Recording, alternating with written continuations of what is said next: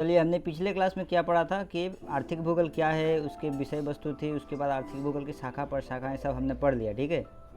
अभी next topic है यहाँ पे कि संसाधन का अर्थ एवं महत्व। जैसे कि हमने संसाधन का अर्थ पहले ही बता चुका कि संसाधन मतलब रिसोर्स, जहाँ से हम चीज़ों को प्राप्त करते हैं, जैसे प्राकृतिक संसाधन। संसाधन का अर्थ हुआ वस्तु, चीज़। ठीक है। रिसोर्स कहाँ से मिलता है, तो यहाँ पे हम चलिए शुरू करते हैं। संसाधन का अर्थ एवं महत्व। संसाधन क्या है और इसका महत्व क्या है हमारे जीवन में, ये हम लोग जानेंगे। ठीक है। मनुष्य के जीवन धारण हेतु आवश्यक सभी वस्तुओं को संसाधन कहा जाता है। संसाधन किसे कहा जाता है? मनुष्य के जीवन धारण हेतु आवश्यक सभी वस्तुओं को, चाहे वो खाना हो या फिर पानी हो, कुछ भी हो, वो सब क्या है? रिसोर्स है, जो जो आवश्यक है। तो पृथ्वी पर पाए जाने वाले जल, वायु, सूर्य की रोशनी, मिट्टी, पेड़ पौधे, फल मूल, खनिज पदार्थ आदि सभी वस्तुएं क्या हैं? मनुष्य के लिए अत्यंत आवश्यक है। अतः यह सभी संसाधन है, इसीलिए ये संसाधन है। यहाँ पे सूरज की किरण क्या है? संसाधन है।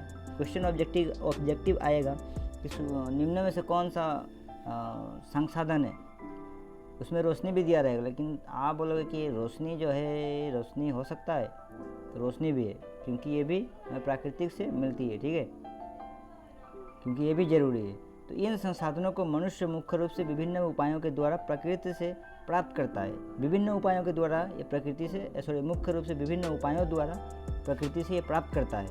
प्रकृति प्रदत्त इन संसाधनों को मनुष्य अपने बल से, विद्या, बुद्धि से, जो कि हमने पिछले क्लास में डिस्कस किया, कौशल से अपने व्यवहार योग्य बनाता है। इन संसाधनों की प्रचुरता के कारण मनुष्य अपनी मौलिक आवश्यकता, जैसे भोजन, वस्त्र, आश्रय, ये सब अपना पूर्ति करता है। भोजन भी पा लेता है, वस्त्र भी पा लेता है। पाट से वस्त्र बनाते हैं, ठीक है, पाट से। एवं आश्रय के लिए घर बनाते हैं, तो प्रकृति से बांस काटते हैं, घास उस काट के बनाते हैं, तो उन लोगों का आवश्यकता की पूर्ति होती है तथा अपना जीवन स्तर उन्नत बनाता है। ठीक है। परंतु यहाँ ध्यान देने वाली बात यह है कि संसार में पाई जाने वाले सभी वस्तुएं संसाधन नहीं होती। ध्यान देने वाली बात है कि पृथ्वी में पाई जाने वाली सभी वस्तुएं संसाधन नहीं होती। ये किसने कहा है? समझो, प्रसिद्ध अर्थशास्त्री जो थे, अर्थशास्त्री मतलब जो जैसे साइंटिस्ट होते हैं, उसी तरह अर्थशास्त्री जिनका नाम था क्या? जिम्मर रमान। उनके मतानुसार संसाधन कहलाने के लिए किसी भी वस्तु में कार्यशीलता एवं उपयोगिता, इन दो गुणों का होना आवश्यक है। कार्यशीलता और उपयोगिता। सपोज मान लो रोशनी, अब रोशनी में देखो कार्यशीलता भी है, क्योंकि वो कार्य करती है, सबको उजाला देती है। हर एक जीवों को उजाला की आवश्यकता होती है। बिना ऑक्सीजन या फिर बिना धूप के कोई भी गाछ जो है वो नहीं होगा। अगर आप घर में कोई गाछ रोप देते हैं, लगा देते हैं, तो देखिए उसका जो वृद्धि जो कम होता रहेगा या फिर सूख जाएगा। ठीक है, क्योंकि उसे धूप की आवश्यकता है, रोशनी की आवश्यकता है। सपोज अब दरवाजे के सामने, खिड़की के सामने अगर आप एक पेड़ लगा देते हैं टेबल पे, अगर धीरे धीरे जैसे वो बढ़ता जाएगा, उसका जो दिशा है वो खिड़की से बाहर ऑटोमेटिकली वो चला जाएगा। समझ रहे हो बात को? ऐसा हुआ होते हुए देखिए क्या?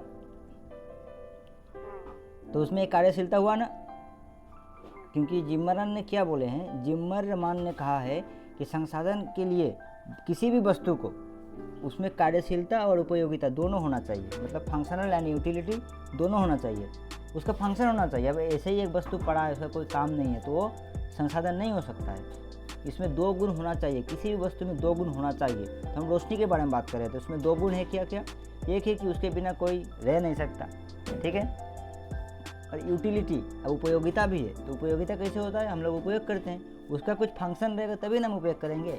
किसी भी आदमी का, किसी भी इंसान का अगर कोई फंक्शन ही नहीं है तो लोग उससे कुछ बोलेंगे। सपोज टीचर ही है, टीचर का फंक्शन है पढ़ाना, तो उनमें स्टूडेंट ऑटोमेटिकली जाएंगे पढ़ने के लिए। ठीक है, क्योंकि उनके पास फंक्शन भी है और उसका उपयोगिता भी, उपयोग करने का गुण दोनों है उनके पास। उसी तरह रोशनी में फंक्शन है, रोशनी में खुद अपना फंक्शन है कि वो किसी भी चीज़ को बढ़ावा दे सकता है। मतलब पेड़ पौधे, इन सभी को रोशनी की आवश्यकता है। मतलब सूरज की धूप को आप रोशनी की तरह मान ले। ठीक है, इसे तो रोशनी बहुत सारी है। ठीक है, तो इसमें क्या होना चाहिए? जिम्मरन के हिसाब से, उनके मत अनुसार कार्यशीलता एवं उपयोगिता दोनों होना चाहिए। इन दोनों दो गुण अगर मिल जाता है तो क्या है? संसाधन है। ठीक है। इन दो गुणों के कारण ही संसाधनों के व्यवहार से मानव कल्याण एवं आर्थिक सामाजिक विकास संभव हो सका है। तो इस प्रकार संसाधन एवं इसके व्यवहार के साथ मानव समाज की प्रगति एक दूसरे से जुड़ी हुई है। संसाधन एवं इसके व्यवहार के साथ ही मानव का क्या है, समाज जो है प्रगति की ओर आगे बढ़ रही है। ठीक है, सबको प्रगति मिल रही है, समझ रहे हो। यहाँ उल्लेखनीय है कि प्रकृति, मनुष्य एवं समाज, संस्कृति तथा विज्ञान एवं प्रौद्योगिकी के परस्पर समन्वय से संसाधन की सृष्टि होती है। लेकिन ये भी उल्लेखनीय है कि प्रकृति जो है मनुष्य एवं समाज की संस्कृति तथा विज्ञान एवं प्रौद्योगिकी के परस्पर समन्वय से संसाधन की सृष्टि होती है। अब देखो, ये बात उल्लेखनीय है क्या है कि संसाधन तो प्रकृति से मिल गया है, ठीक है ना, लेकिन इनको बढ़ाने के लिए मनुष्य एवं समाज की संस्कृति, मतलब मनुष्य की संस्कृति, रीति नीति, समाज की संस्कृति अच्छा होना चाहिए। विज्ञान का भी कुछ योगदान होता है संसाधन को बढ़ावा देने में। ठीक है, कैसे होता है? सपोज अभी हम लोगों ने संसाधन, जनसंख्या हम लोगों का क्या ज़्यादा हो रही है, ठीक है, दिन ब दिन जनसंख्या ज़्यादा हो रही है और हमें खाद्य की अभाव देखने को मिलती है। इसके लिए विज्ञान ने क्या किया, हाइब्रिड सीड का निर्माण किया। समझ रहे बात को? देखना, हमें लोकल में जो करेला या फिर झींगा जो भी फलेगा वो क्या होता है, छोटा छोटा होता है, मतलब कम आय देता है। तो इसी को अगर हम इस संसाधन को ज़्यादा बढ़ावा देना चाहते हैं तो मनुष्य अपने संस्कृति के साथ बढ़ावा दे सकता है। सपोज अगर गोबर सार भी अगर फेंक दिया, गोबर का सार, तो उससे भी थोड़ा बहुत इंक्रीज होगा। ठीक है, अगर आप विज्ञान की बात करें तो विज्ञान क्या करता है, उसमें हाइब्रिड बीज का निर्माण किया ताकि हमारे भारत में या फिर हमारे देश में फूड क्राइसिस कम देखने को मिले, खाने का अभाव कम देखने को मिले, क्योंकि जनसंख्या बहुल देश है ये। ठीक है, एट प्रेजेंट पहले तो इंडिया 2 नंबर पे था और चाइना 1 नंबर पे था, लेकिन अभी कुछ ही दिन पहले, you can turn off it, कुछ ही दिन पहले क्या हुआ कि इंडिया जो है नंबर 1 पे आ गया है। जनसंख्या के हिसाब से इंडिया जो है नंबर 1 पे आ चुका है। समझ सकते हैं बात को, समझ रही हो? तो इसीलिए संसाधन को कैसे साइंस बढ़ावा दे रही है, हाइब्रिड सीड का निर्माण किया जिससे कि हमारे जनसंख्या बहुल देश में खाने की अभाव कम देखने को मिले। तो समझ रही हो कैसे हुआ? ये आदमी के द्वारा हुआ, साइंस के द्वारा हुआ, जबकि प्रकृति से हमें मिला हुआ है। प्रकृति से हमें सब कुछ मिला हुआ है, चावल भी मिला हुआ है, धान, क्योंकि धान तो कोई डायरेक्ट नहीं बनाया, लेकिन उसको अगर हम कुछ मॉडिफाई करते हैं, कुछ अपना तकनीकी इस्तेमाल करते हैं, तो कहीं ना कहीं संसाधन को हम बढ़ावा दे सकते हैं। हाइब्रिड सीड का निर्माण किया ताकि बड़े से बड़े फल हो, ठीक है, तो ज़्यादा लोग खा सकें। समझ रहे बात को? उसके बाद पढ़ो, मनुष्य संसाधन के साथ 2 प्रकार से जुड़ा हुआ है, एक उत्पादक के रूप में, एक उपभोक्ता के रूप में। मनुष्य जो है वो संसाधन को 2 प्रकार से जुड़ा हुआ है। किस तरह? एक उत्पादक है, कोई प्रोड्यूस करता है, कोई बनाता है, और कोई खरीदता है, उपभोक्ता है। ठीक है, तो क्वेश्चन आएगा, मनुष्य संसाधन के साथ किस प्रकार जुड़ा हुआ है, कितने प्रकार से जुड़ा हुआ है? 2 प्रकार से, एक प्रोड्यूस करता है, एक कंज्यूम करता है। एक उत्पादन करता है और एक उपभोक्ता करता है, मतलब कस्टमर को, जो कोई बनाता है कोई खाता है। मनुष्य अपने जीवन धारण के लिए यद्यपि प्रकृति से अनेक प्रकार के संसाधन प्राप्त करता है, तथापि वो इन संसाधनों का अपनी आवश्यकता से अधिक उपयोग करता है। क्या हुआ? प्रकृति से तो मिला हुआ है, लेकिन लोग क्या करते हैं, इन संसाधनों को क्या करते हैं, अपने आवश्यकता से अधिक उपयोग करते हैं। समझ रहे बात को? कैसे? सपोज मान लो पानी, कहीं कहीं पे देखा जाए पानी की जहाँ अभाव होता है, वो लोग पानी को बहुत अच्छे तरीके से कम व्यय करते हैं, लेकिन जहाँ पे पानी ज़्यादा है वहाँ जितना नहीं चाहिए उससे भी ज़्यादा उनका नुकसान करते हैं, संरक्षण नहीं करते हैं, जो कि गलत बात है। क्योंकि हमें पता है कि पूरे पृथ्वी का कितना अंश पानी है, लेकिन उसमें से हमें 0.03% ही, 1% भी पानी नहीं है, 1% पानी खाने वाला नहीं है, सब लवण से लवणाक्त है। ठीक है, लेकिन 0.03% कितना छोटा अमाउंट है, जितना ही पानी हमारी पृथ्वी में खाने योग्य है, पीने योग्य है, पेयजल हम बोल सकते हैं। ठीक है, फिर भी लोग इसका उपयोग मतलब आवश्यकता से अधिक करते हैं। समझ रहे हो बात को? समझो 100% पानी है पृथ्वी में, 100% पानी से 70 परसेंट जो है पानी से है, लेकिन उस 70% में तो 100% हुआ ना। मतलब जितना पानी हमारे पृथ्वी में है, ठीक है, 100%, उसमें से 1% भी पानी हमें पीने योग्य नहीं है। कितना है? 0.03%, मतलब 3 पैसा के बराबर, 1 रुपये के बराबर भी नहीं है। 3 पैसे के बराबर पानी हम पी सकते हैं। समझ रहे हो बात को? इतना ही पानी है। तो इसीलिए मनुष्य क्या करते हैं? आवश्यकता से अधिक उपयोग कर देता है। इसके अतिरिक्त प्रकृति में पाई जाने वाली सामग्रियों की कार्यशीलता एवं उपयोगिता संबंधी गुणों को मनुष्य ज्ञान के आधार पर ही पहचान पाता है। ज्ञान के प्रसार के साथ साथ मनुष्य ने नए नए संसाधनों की सृष्टि की है तथा उसका उपयोग किया है। समझ रहे हो? ज्ञान के माध्यम से लोग क्या करते हैं? नए नए संसाधनों की सृष्टि करते हैं। जैसे मैंने अभी थोड़ी देर पहले बीज, अब बीज तो भगवान ने बनाया, नहीं तो किसी का बाप का हिम्मत है कि वो बीज बना सके। लेकिन उसी बीज को कुछ मॉडिफाई किया, तब जाके हाइब्रिड सीड बनाया, हाइब्रिड बनाया कि हाइब्रिड करेला हो, हाइब्रिड हो चीज़, ठीक है। तो वही बात यहाँ पे बोला गया कि मनुष्य क्या करता है? अपने तकनीकी प्रयोग के हिसाब से उसी चीज़ को मॉडिफाई करके कुछ अपना संसाधन को बढ़ाता है, ठीक है।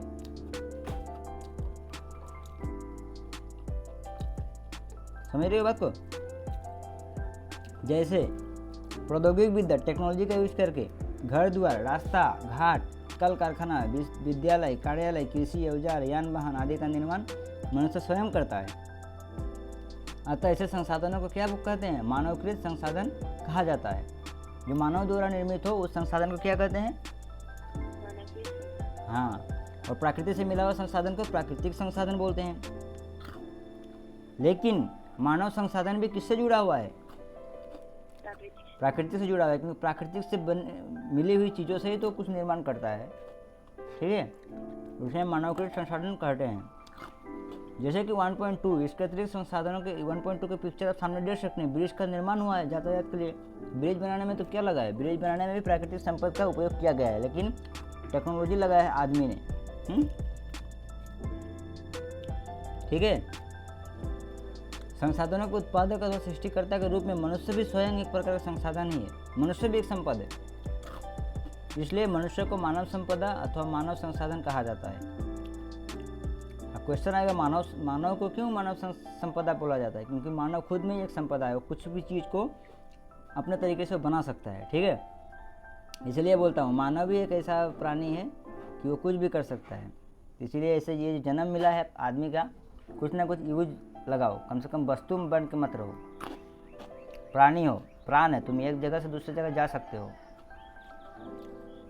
ठीक है। वस्तु होने से नहीं जा पाएगा। मनुष्य की आवश्यकताओं के परिवर्तन एवं कई प्रौद्योगिक विद्या की उन्नति पर ही प्राकृतिक संसाधन और मानव संसाधन का तालमेल निर्भर करता है। इसलिए स्थान एवं समय में अंतर होने के साथ साथ किसी संसाधन के अर्थ में भी परिवर्तन हो जाता है। समझ रहे हो? अब संसाधन परिवर्तनशील होता है। संसाधन क्या है? परिवर्तनशील है। आज मनुष्य यदि किसी संसाधन का उपयोग नहीं करता है अथवा उसका उपयोग मनुष्य के लिए हानिकारक है, तभी भी भविष्य में वही संसाधन मनुष्य के लिए कल्याणकारी हो सकता है। क्यों? क्योंकि अगर समझो कोई चीज़ है, संसाधन कोई है प्रकृति से मिला हुआ, जिसका उपयोग हम मनुष्य नहीं कर सकता है क्योंकि उसके लिए वो हानिकारक है। सपोज मान लो पॉइजन का बात कर रहे हैं, विष। अब जहर मनुष्य के लिए हानिकारक है, ठीक है, लेकिन भविष्य में वही संसाधन मनुष्य के लिए कल्याणकारी भी हो सकता है। कैसे? सपोज विष मिला, जहर मिला, एक एग्जाम्पल दे रहा हूँ, ठीक है।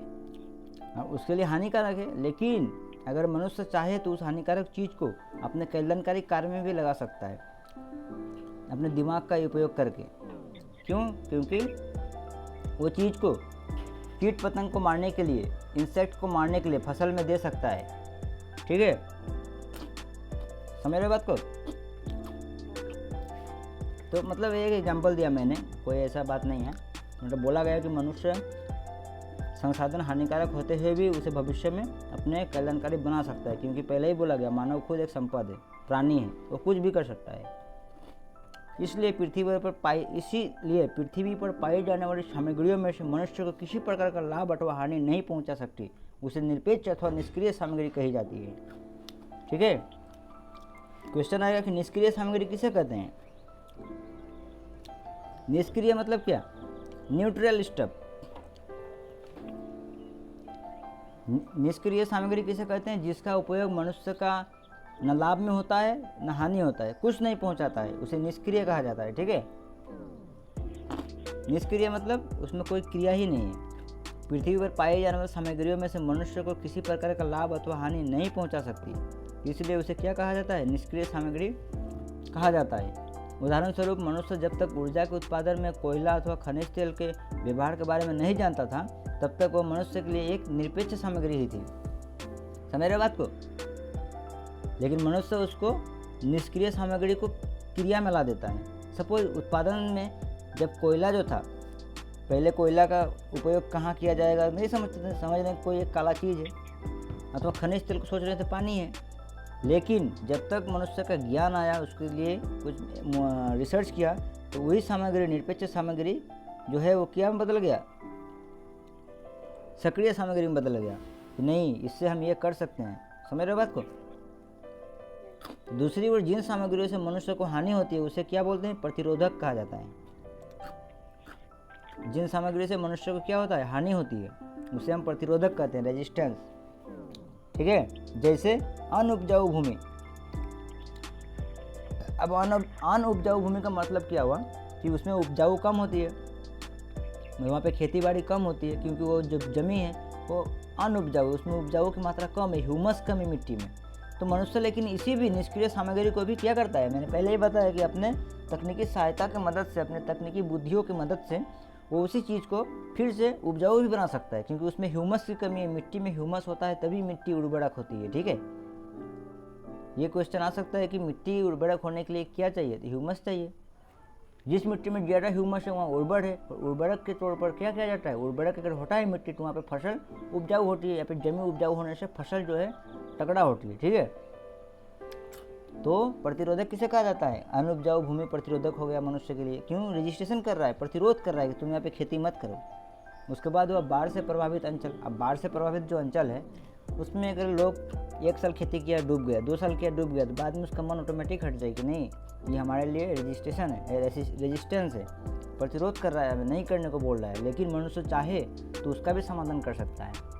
ठीक है, खेती किया वहाँ पे, अब खेती किया तो क्या हुआ कि बाढ़ आ रही है, तब वो क्या करेगा, उसे अपने व्यवहार जगह बना लेगा, क्योंकि वो मनुष्य है भाई। वहाँ पे खेती ना करके वो तालाब वाले जगह को खेती में बदल देगा, वो खेती वाले जगह को तालाब में बदल देगा, परिवर्तन कर देगा। अगर वहीं पे जहाँ बाढ़ आ रही है वहाँ पर अगर तालाब बना दिया जाए तो मनुष्य उस पर भी आर्थिक कुछ सहायता मतलब लाभ ले सकता है, क्योंकि बाढ़ आने से तो तालाब डूबेगा, उसमें जाल लगा दो।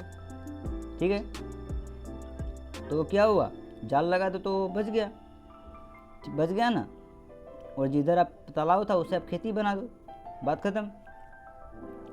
तो इस तरह प्रतिरोधक को भी मनुष्य अपने व्यवहार योग्य बना सकता है। तो इस संदर्भ में इस बात का उल्लेख किया जा सकता है कि पश्चिम बंगाल में भयंकर बाढ़ लाने वाली दामोदर नदी पर बांध बनाकर जल विद्युत ऊर्जा का उत्पादन एवं सिंचाई का कार्य न करने से दामोदर नदी को प्रतिरोधक ही माना जाता था।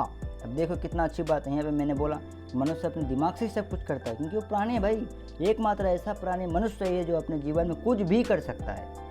ही कैन अचीव एनीथिंग, कुछ भी संभव नहीं, अगर ठान लिया तो वो करके ही रहेगा।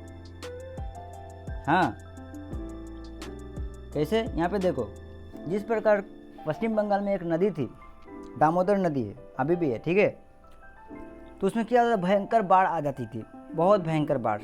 तो वहाँ के आसपास के लोग क्या करते थे, मतलब वो रेजिस्टेंट था, वहाँ पे ना घर बनाना जाता था, न कोई घर बना के रहना चाहता था, ना कोई खेती बाड़ी करना चाहता था, ये सब नहीं करना चाहता था। लेकिन मनुष्य अगर वही सोच तक सीमित रहती तो क्या दामोदर नदी पे आज जल विद्युत का निर्माण हो पाता, नहीं हो पाता।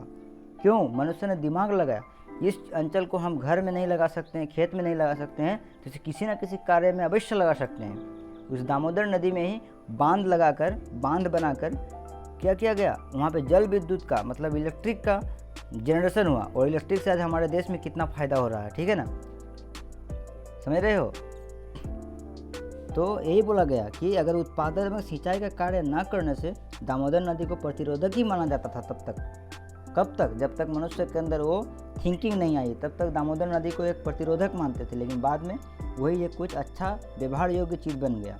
इसलिए मनुष्य के ज्ञान के प्रसार तथा विज्ञान एवं प्रौद्योगिकी विद्या की उन्नति होने के कारण पृथ्वी पर पाई जाने वाली इस प्रकार की अनेक निरपेक्ष सामग्रियों तथा प्रतिरोधक मानव द्वारा किए गए प्रयासों से संसाधन में परिवर्तित हो गए हैं। जो कि हमने पहले ही बोला कि मनुष्य जो है निष्क्रिय सामग्री को भी सक्रिय बना सकता है अपने दिमाग के जोर से। तो यही एक एग्जाम्पल है कि कोलकाता के दामोदर नदी जो था निष्क्रिय था, प्रतिरोधक ही था, उसे प्रतिरोधक ही समझते थे, लेकिन मनुष्य के ब्रेन में वो चीज़ आई तब वो उससे बिजली का उत्पादन करने लगे और निष्क्रिय से सक्रिय बन गया। ठीक है। दूसरे शब्दों में हम कह सकते हैं सामाजिक परिवर्तन होने के साथ साथ संसाधनों की धारणा और इसे प्राप्त करने तथा इसके व्यवहार में भी परिवर्तन होने लगता है। दूसरे शब्द में हम कह सकते हैं कि समाज में अगर परिवर्तन हुआ, एजुकेशन ज़्यादा हुआ, शिक्षा ज़्यादा हुई, तो क्या वहाँ के संसाधनों में भी परिवर्तन होगी? हाँ, होगी, अवश्य होगी। क्यों? क्योंकि समाज में अगर परिवर्तन हुआ तो उसमें संसाधनों के भी परिवर्तन हो जाएगी, क्योंकि जब एजुकेशन पर्सन लोग, मतलब ऐसा संसार में कोई भी रोशनी नहीं है, एजुकेशन से बढ़ के कोई भी रोशनी नहीं है जो तुम्हें उजाला दे सकती है। अगर तुम्हारे पास कुछ भी नहीं है, तुम्हारे पास 1 रुपया भी नहीं है, अगर तुम्हारे पास ज्ञान है तो तुम रुपया इकट्ठा कर सकते हो। इसीलिए पढ़ाई जो है ये वो चिंगारी है, वो शेरनी के दूध है। पढ़ाई वो शेरनी के दूध है जहाँ आप किसी भी शेर के सामने दहाड़ सकते हैं। पढ़ाई के बलबूते पर आप किसी भी जगह पे दहाड़ सकते हैं। मतलब एजुकेशन वो शेरनी की दूध है कि जिसे पी के आप किसी भी भयंकर योद्धा के साथ लड़ सकते हैं। समझ रही हो? वो शेरनी के दूध है। कितना बड़ी बात है। ऐसी कोई भी ताकत नहीं है जो तुम्हें रोक सके अगर एजुकेशन तुम्हारे अंदर हो। तो वही बात बोला गया कि सामाजिक परिवर्तन होने के साथ साथ संसाधनों की धारणा और इसे प्राप्त करने तथा इसके व्यवहार में भी परिवर्तन होने लगता है। उल्लेखनीय है कि कई अर्थों में लोग संसाधन एवं संपत्ति को ही एक वस्तु समझते हैं। जैसे लोग क्या करते हैं, कई जगह अर्थों में लोग संपत्ति को ही अपना संपत्ति मान लेते हैं, एक ही वस्तु समझते हैं। संसाधन एवं संपत्ति को एक ही वस्तु मानते हैं, परंतु आर्थिक नियमों के अनुसार जिस वस्तु का विनिमय मूल्य होता है वही वस्तु संपत्ति कहलाती है।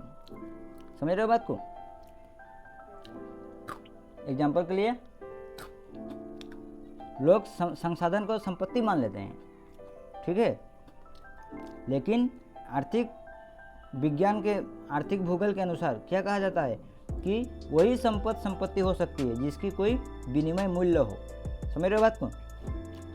मतलब कुछ उसका रकम हो तभी वो क्या है, संपत्ति है, नहीं तो वो संपत्ति नहीं कहलाएगी। यहाँ इस बात पर ध्यान देना जरूरी है कि व्यवहार योग्य होने के अतिरिक्त संपत्ति अपेक्षाकृत सीमित मात्रा में उपलब्ध होती है।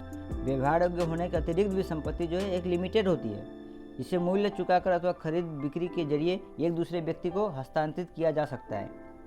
इसको बेच भी सकते हैं, खरीद भी सकते हैं। जिस संपत्ति में जिस संसाधन का मूल्य हो वही संपत्ति है। एक उदाहरण, एक बात पे आप कह सकते हैं, ठीक है। जैसे भूमि, घर द्वार, मशीन, औजार, कंपनी के शेयर इत्यादि सभी क्या है, संपत्ति ही है। इसका बाजार मूल्य होता है, संपत्ति का बाजार मूल्य होता है, लेकिन संसाधन का बाजार मूल्य होता है, लेकिन हर एक संसाधन का बाजार मूल्य नहीं होता है। समझ रहे बात को? जैसे धूप को कोई बेचता है क्या?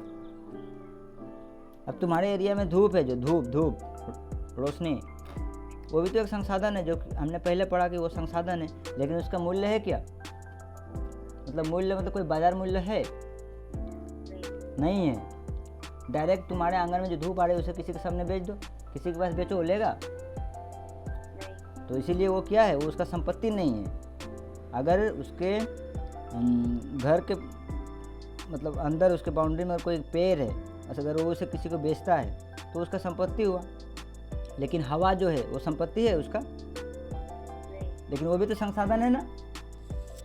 लेकिन अगर उस संसाधन से अगर वो संपत्ति बना लेता है तब वो क्या हो गया, संपत्ति हो गया। सपोज अभी मान लो सोलर एनर्जी बनाया, अब मनुष्य ने ही तैयार किया, धूप से लाइट बढ़ने का सिलसिला जारी किया, सोलर बनाया, निर्माण किया कि धूप से हम लोग चार्ज लेंगे और क्या होगा, उसी से हम लोग रात को लाइट जलाएंगे। तो एक संपत्ति बना लिया अपना धूप से, लेकिन धूप डायरेक्ट ही संपत्ति नहीं है, ठीक है ना।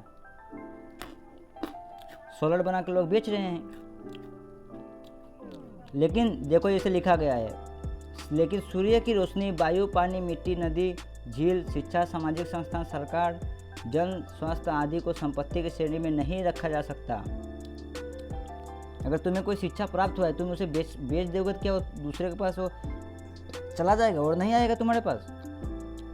आएगा। जैसे मैं अभी आपको पढ़ा रहा हूँ, क्या मेरे पास जो ज्ञान है वो लिमिटेड ही है, संसाधन ही है, लेकिन मैंने अगर आपको बेच दिया तो क्या और किसी को नहीं बेच सकता हूँ? अगर मान लीजिए कोई कोचिंग में ज्वाइन किया, फीस दे रहे हो, ट्यूशन फीस दे रहे हो, मैंने तुम्हारे पास से भी लिया, उसके बाद दूसरे के पास से भी लिया, लेकिन ये संपत्ति की श्रेणी में नहीं रखा जा सकता है इसे। क्यों?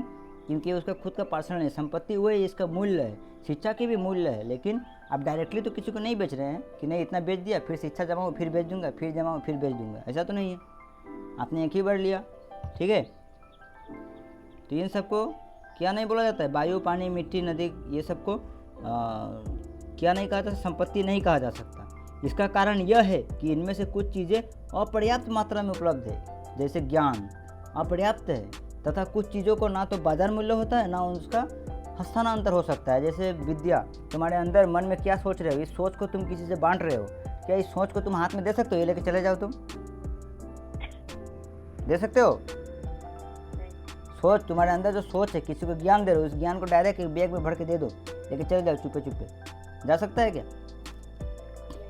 तो क्या है वो, ना तो उसका बाजार मूल्य है और ना ही उसका हस्तांतर हो सकता है, मतलब एक हाथ से दूसरे हाथ में नहीं जा सकता है। लेकिन अगर तुम्हारे पास एक कुछ है, वस्तु है, तो तुम उसे दे सकते हो, ठीक है। अब यहाँ पे देखो संसाधन के प्रकार दिया गया है, ठीक है, वर्गीकरण किया गया है। तो संसाधन के वर्गीकरण मूलतः 4 भागों में किया जा सकता है, चार मुख्य पॉइंट में किया जा सकता है। उत्पत्ति के आधार पर, ठीक है, गठन के आधार पर, उपलब्धि के आधार पर, और सत्व या मालिकाना के आधार पर, मतलब हक के आधार पर। संसाधन को 4 भागों में बांटा गया है, फिर उसके अलग अलग पार्ट है, ठीक है। यहाँ पे देखो उत्पत्ति के आधार पर संसाधन को 3 भागों में बांटा गया, एक प्राकृतिक संसाधन, एक मानवकृत संसाधन और एक मानव संसाधन, ठीक है। गठन के आधार पर जैविक संसाधन, अजैविक संसाधन, उपलब्धि के आधार पर नवीकरणीय संसाधन, अनवीकरणीय संसाधन, और मालिक के आधार पर व्यक्तिगत संसाधन, किसी का पर्सनल होता है, राष्ट्रीय संसाधन जो पूरे राष्ट्र के लिए होता है, अंतर्राष्ट्रीय जो पूरे पृथ्वी के विश्व के लिए होती है, ठीक है। तो हम एक एक करके इसके बारे में थोड़ा जानते हैं। उत्पत्ति के आधार पर देखो प्राकृतिक संसाधन क्या हुआ, जैसे प्रकृति से जो हमें मिला हुआ है वो प्राकृतिक संसाधन है। मानवकृत संसाधन क्या है, मानव उस प्रकृति से लेकर चीज़ को अपने मॉडिफाई किया कुछ बना लेता है, वो मानवकृत संसाधन हो गया। और मानव संसाधन क्या है, मानव संसाधन क्या है, मनुष्य खुद है, ठीक है।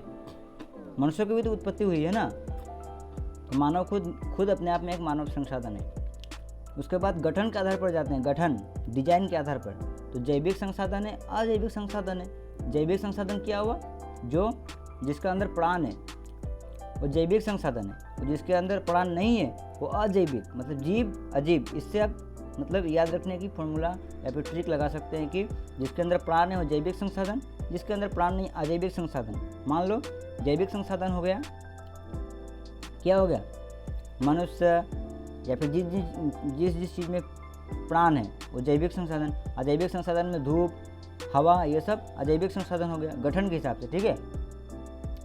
अब उपलब्धि के आधार पर जाइए, उपलब्धि के आधार पर क्या है, नवीकरणीय संसाधन, अनवीकरणीय संसाधन। उपलब्धि मिली, क्यों, अब नवीकरण संसाधन क्या हो सकता है, जिसको हम पुनः यूज कर सकते हैं। सपोज पानी को हमने नहाया, नहाने के बाद उसे और एक बार यूज किया जा सकता है। आसपास कोई कुछ चारा लगाया हुआ है, कुछ रोपे हैं आप, कुछ बोए हैं, तो उसमें आप पानी को डाल सकते हैं, ठीक है, दोबारा यूज कर सकते हैं, और नवीकरण हुआ। और अनवीकरण संपद क्या है, संसाधन क्या है, जो हम दोबारा यूज नहीं कर सकते। एग्जाम्पल के लिए क्या है,